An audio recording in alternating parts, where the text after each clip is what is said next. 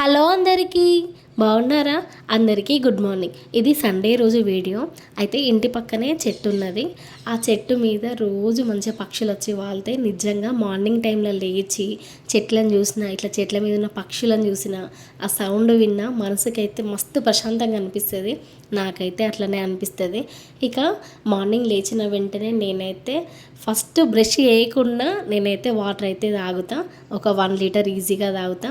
తర్వాత బయటికైతే వెళ్ళి ఇంటి ముందు అన్నమాట ఈ ప్లేస్, అక్కడ బైక్ కనిపిస్తుంది కదా, అక్కడ నుండి ఇటు చివరి వరకు ఇదంతా మనదే ప్లేస్.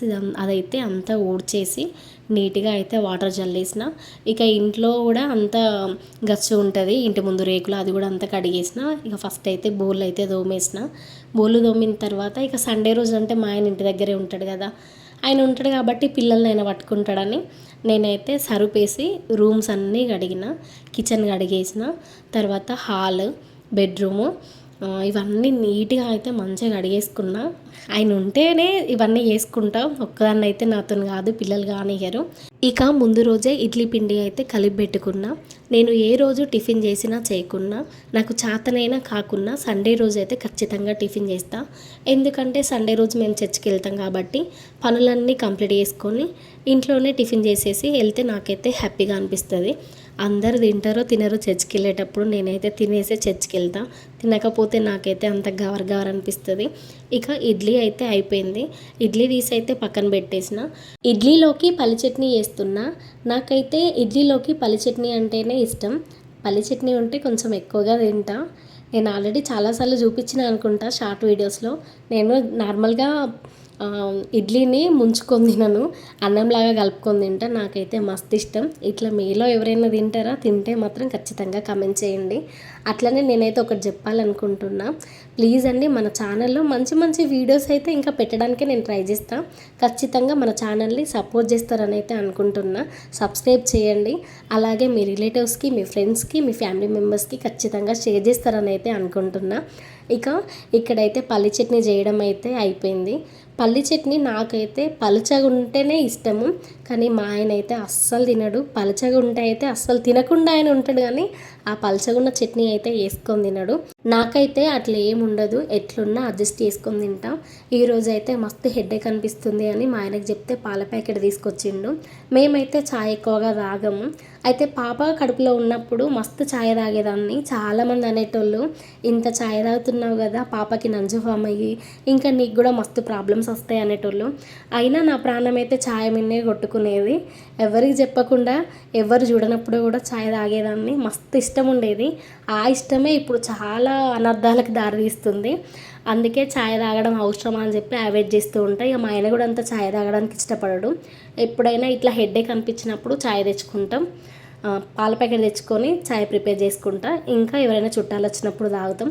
అయితే వేరే దేశాలల్లో ఛాయ్ పత్తని బ్యాన్ చేసిల్లంట. అదంత మంచిది కాదు, అది తాగడం వల్ల ఫ్యూచర్లో క్యాన్సర్ వస్తుందని. మన దగ్గర మాత్రం ఇంకా బ్యాన్ చేయలేదు. ఇంతటి ఘోరమైన ఛాయ్ తాగడం అవసరమా అనిపిస్తుంది నాకైతే. అయినా కూడా ఏం చేస్తాం, ప్రాణం కొట్టుకుంటుంది. అట్లా అలవాటు పడ్డ పానం ఎట్లుంటుంది, అంగడంగడి. ఇక ఛాయ్ తాగడం అయిపోయిన తర్వాత బట్టలు అయితే పిండుతున్నా. బాగానే ఉన్నాయి బట్టలు, నానబెట్టిన కాసేపు. ఇక మా ఆయనవి, నా ఏ పిల్లలవి బాగున్నాయి బట్టలు, అవన్నీ అయితే పిండేసిన. నిజం చెప్తున్నా, క్రిస్టియన్స్ అయ్యి ఉండి సండే రోజు చర్చికి వెళ్ళే వాళ్ళైతే సండే రోజు అయితే ఇక హస్బెండ్ ఇంటికాడ ఉంటాడు కదా, మంచిగా ఈజీగా పనులు చేసుకోవచ్చని అనుకుంటారు. కానీ అదైతే అస్సలు కరెక్ట్ కాదు. ఎందుకంటే ఉన్న పనులన్నీ సండే రోజే పోస్ట్ పోన్ చేసుకున్నాం అనుకోండి, అన్నీ ఆ ఒక్కరోజే ఎట్లా చేస్తాం, మస్తు కష్టమవుతుంది. నేనైతే 10 వరకు నా పనులన్నీ ఫినిష్ చేసుకొని రెడీ అయిపోయి పిల్లల్ని రెడీ చేసి వెళ్దామనుకుంటా. కానీ ఖచ్చితంగా 11:30 అయినా అవుతుంది. మస్తు కోపం వస్తుంది తెలుసా. ఇక అనిపిస్తుంది ముందు రోజే పనులు చేసుకోవాలి, కానీ సండే రోజైతే ఇట్లా పనులు చేసుకొని ఇంత లేట్ చేసుకొని చర్చికి వెళ్ళొద్దు. ఎందుకంటే లేట్గా చర్చికి వెళ్ళినా అనుకోండి, నాకైతే అస్సలు మంచిగా అనిపించదు. దేవుణ్ణి మనస్ఫూర్తిగా ప్రార్థించుకున్న ఫీలింగ్ అయితే నాకు అనిపించదు. పోయి 10 వరకు చర్చిలు ఉండాలి, అట్లుంటేనే నా మనసుకు మంచిగా హాయిగా అనిపిస్తుంది. ఇక ఏం చేస్తాం, పనులు అట్లున్నాయి. పోనీ పిల్లలు వింటారా అంటే పిల్లలు వినరు. మా ఆయన పట్టుకుంటాడా అంటే మా ఆయనకి ఏదో ఒక పని ఉంటుంది. ఆయన ఎత్తుకునేసేపు ఎత్తుకుంటాడు. ఆయనకి ఏదో ఒక పని ఉంటే పిల్లల్ని వదిలేసి వెళ్ళిపోతాడు. ఇక పిల్లల్ని చూసుకుంటూ పనులు చేసుకోవడం అయితే నిజంగా కత్తి మీద సామేనండి. అది ఫేస్ చేసే వాళ్ళకే తెలుస్తుంది, నార్మల్గా మాట్లాడే వాళ్ళకైతే తెలియదు. కొంతమంది అంటారు కదా, మా పిల్లలు ఏం అల్లరి చెయ్యరు, మా పిల్లలు ఇట్లా అట్లా అంటారు. కానీ పిల్లలు అందరూ ఒక తీరు ఉండరండి. ఒకరు హైపర్ యాక్టివ్ ఉంటారు, ఒకరు నార్మల్గా ఉంటారు, ఇంకొకరు అంటే ఎట్లా అంటే అసలు లేజీగా ఉంటారు. చాలా రకాలు ఉంటారు పిల్లలు. అందరితో కంపారిజన్ మాత్రం అస్సలు చేయొద్దు. నేనైతే గట్టిగా చెప్తా, మా పిల్లలైతే అస్సలు అంటే అస్సలు వినరు. నాకైతే పిచ్చి టార్చర్. ఇంకా నా బిడ్డ పుట్టినప్పటి నుండి అయితే అసలు మామూలు టార్చర్ లేదు తెలుసా. ప్రశాంతంగా పడుకొని చాలా రోజులు అవుతుంది. ప్రశాంతంగా పడుకున్నదంటే వేళ్ళ మీద లెక్క పెట్టుకోవచ్చు తెలుసా. అంత అసలు నాకైతే పిల్లలంటే ఇట్లుంటారా అనుకునేదాన్ని. ఇక ఏం చేస్తాం, ఇక నేను ఏం చేసిందో చిన్నప్పుడు, అందుకే దేవుడు నాకు ఇలాంటి పిల్లల్ని ఇచ్చి నన్ను ఇంత ఇబ్బంది పెడుతున్నాడేమో అనిపిస్తుంది. ఇక అమ్మ వాళ్ళ ఇంటికి అయితే వెళ్తున్నా. అయితే అంతకుముందు వాటర్కి ప్రాబ్లం అవుతుందని క్యాన్ అయితే తీసుకొచ్చినాం. ఇక ఇప్పుడైతే వాటర్ అయితే సెట్ అయిపోయినాయి, క్యాన్ అవసరం లేదు కదా అని క్యాన్ తీసుకొని అమ్మ వాళ్ళ ఇంటికి అయితే వెళ్ళినాము. అయితే మా చెల్లె మిషన్ కుడుతుంది, ఈ వైట్ క్లాత్ ఉన్నది, అందుకే పాపకి అయితే ఇట్లా మా క్రిస్టియన్స్ వాళ్ళు వేసుకుంటారు వేలు, అట్లా వేసింది పాపకి. పాపం వస్తుంది కదా క్యూట్గా. ఇక నాకు కడుకేమో ఆ వేసిన తర్వాత దాన్ని అంతా పీక్కుంటా పిల్లని గాయి వేస్తుండు. ఇదైతే మా బ్రూనో, మా అమ్మ వాళ్ళు పెంచుకుంటున్నారు. పాపం ఎందుకు ఈరోజు మస్తు డల్గా ఉంది. ఇక మా చెల్లి అయితే దానికోసమని అన్నం అయితే కలిపి పెడుతుంది. అన్నంలో కొంచెం పాలు పెరిగేసింది. ఇక ఈ బ్రూనోకి చాక్లెట్స్ ఉన్నాయి, అంటే చాక్లెట్స్ బిస్కెట్స్ నాకు తెలియదు. వీటిని అయితే వాటర్లో వేసి కాసేపు ఉడికించి అన్నంలో కలిపి అయితే పెడతారంట. పాపం ఈరోజు మా బ్రూనోకి ఏమైందో ఏమో, అస్సలు యాక్టివ్గా లేదు, మస్తు డల్గా ఉంది, కొంచెం ఫీవర్గా ఉందంట. అట్లనే మా డాడీ మీద అలిగిందో ఏమో, నాకు జ్వరం వచ్చినా కూడా పట్టించుకోకుండా డ్యూటీకి వెళ్ళిండు అనుకుంటుందో ఏమో పాపం. మా డాడీకి దానికి అంత బాండింగ్. మాకైతే కుక్కలంటే నచ్చదు, నేనైతే ఇంతవరకు టచ్ కూడా చేయలేదు మా బ్రూనోని, నాకు భయము ప్లస్ నచ్చది. ఇక చర్చి నుండి అయితే మా అమ్మ వాళ్ళ ఇంటికి చాలా దగ్గర. నేనైతే పాపని తీసుకొని వెళ్తున్నా, నా వెనకైతే మా ఆయన నా కొడుకుని తీసుకొని వస్తుండు. ఇక చర్చిలోకి వెళ్ళి అయితే మనస్ఫూర్తిగా దేవుణ్ణి ప్రార్థించుకుంటున్నా.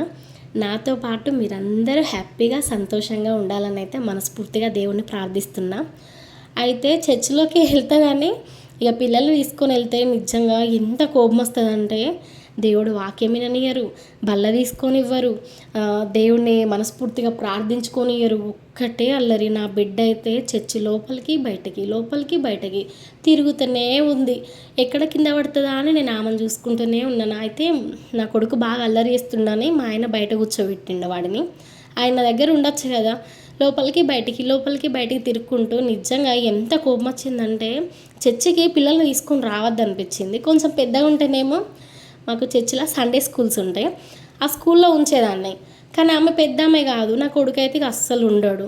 ఇక అమ్మమ్మ ఇల్లు బాగా దగ్గర కదా, ఇక్కడ ఉండే కంటే అమ్మమ్మ ఇంటికి పోతే బెటర్ కదా అని అట్లా ఫీల్ అవుతాడు. ఇక ఏం చేస్తాం, ఎట్లనో చర్చ్ అయితే అయిపోయింది. దేవుని అయితే మనస్ఫూర్తిగా ప్రార్థించుకొని ఇంటికైతే వెళ్తున్నా. మీరైతే మన ఛానల్ని సబ్స్క్రైబ్ చేయడం మాత్రం అస్సలు మర్చిపోవద్దు, అలాగే లైక్ చేయడం మాత్రం మర్చిపోవద్దు, కమెంట్ చేయండి ప్లీజ్ అండి. మన ఛానల్లో వ్యూస్, సబ్స్క్రైబర్స్ అన్నీ చాలా తక్కువ ఉన్నాయి. మీ ముందుకైతే మంచి మంచి వీడియోస్ తీసుకురావడానికి అయితే ప్రయత్నం చేస్తా. చాలా ఉన్నాయి, చాలా థాట్స్ ఉన్నాయి, ఈ వీడియో తీయాలి అని. టైం అయితే అస్సలు కుదురుతలేదు అబ్బా, జర అర్థం చేసుకోండి. Bye bye.